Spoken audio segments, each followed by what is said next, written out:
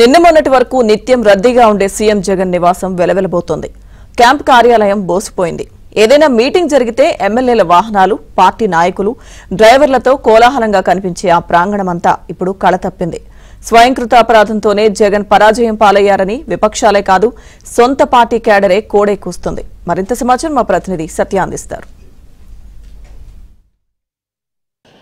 ప్రస్తుతం మనం మన రాష్ట్ర ఆపద్ధర్మ ముఖ్యమంత్రి జగన్మోహన్ రెడ్డి నివాసం వద్ద ఉన్నాం. నిన్నటి వరకు కూడా ఇక్కడ భారీ ఎత్తున రాకపోకలు ఉండేవి. ముఖ్యంగా మంత్రులు, ఎమ్మెల్యేలు, పార్టీ నాయకులు, కార్యకర్తలు వివిధ పనుల రూపంలో వచ్చేవాళ్ళు, నాయకులు కలిసేందుకు వచ్చేవాళ్లతో చాలా హడావిడిగా ఉండేది. ప్రస్తుతం ఇప్పుడు మనం ఆ దృశ్యాలను చూడొచ్చు. సీఎం నివాసానికి అంటే ప్రస్తుతం ఆపద్ధర్మ ముఖ్యమంత్రి జగన్మోహన్ రెడ్డి నివాసానికి వెళ్లే మార్గం ఇది. నిత్యం కూడా వందలాది వాహనాలు, నిజానికి ఒక ఎమ్మెల్యేలతో ఒక సమావేశం పెడితే 151 మంది వచ్చేవారు. వారితో పాటు వారి గన్మ్యాన్లు కావచ్చు, అదేవిధంగా డ్రైవర్లు కావచ్చు, వారందరూ కలిపి దాదాపు 300 మంది నుంచి 400 మంది ఇక్కడికి చేరుకునే పరిస్థితి అయితే ఉండేది. నిత్యం కలకల్లాడుతూ ఉండే ఈ మా ముఖ్యమంత్రి జగన్మోహన్ రెడ్డి, ఆపద్ధర్మ ముఖ్యమంత్రి జగన్మోహన్ రెడ్డి నివాసం ప్రస్తుతం బోసిపోతున్న పరిస్థితి అయితే ఉంది. అదే సమయంలో ఇక్కడ సెక్యూరిటీని కూడా, గతంలో భారీ ఎత్తున సెక్యూరిటీ ఉండేది, ఆ సెక్యూరిటీని కూడా చాలా వరకు తగ్గించిన పరిస్థితి. మరోవైపు నివాసం వద్ద సెక్యూరిటీని తగ్గించి పార్టీ కార్యాలయం ముందు మాత్రం భారీ ఎత్తున సెక్యూరిటీ వేయడం, పార్టీ కార్యాలయానికి వెళ్లే మార్గాన్ని కూడా ఫెన్సింగ్తో మూసివేయడం, అక్కడ సాయుధులైనటువంటి బలగాలను ఏర్పాటు చేయడం లాంటి దృశ్యాలు కూడా మనం చూస్తూ ఉన్నాం.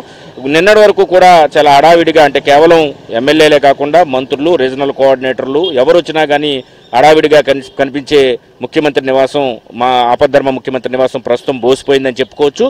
ఇదే సమయంలో ముఖ్యమంత్రికి 151 సీట్లు వచ్చాయి, 51% ఓట్లు వచ్చాయి అనే అహంకారం, అదేవిధంగా లెక్కలేనితనం, ప్రజలన్నా సరే లెక్కలేకపోవడం వల్లే ఈ పరిస్థితి దాపురించింది.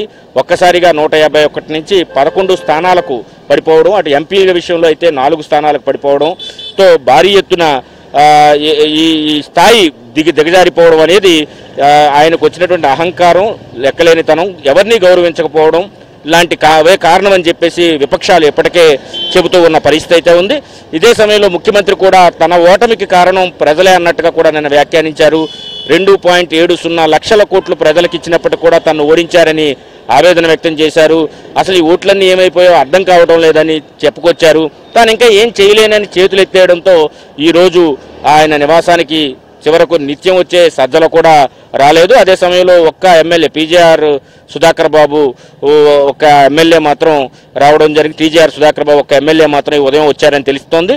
ఆయన మినహా ఎవ్వరూ కూడా ఆయన నివాసానికి రాలేదు.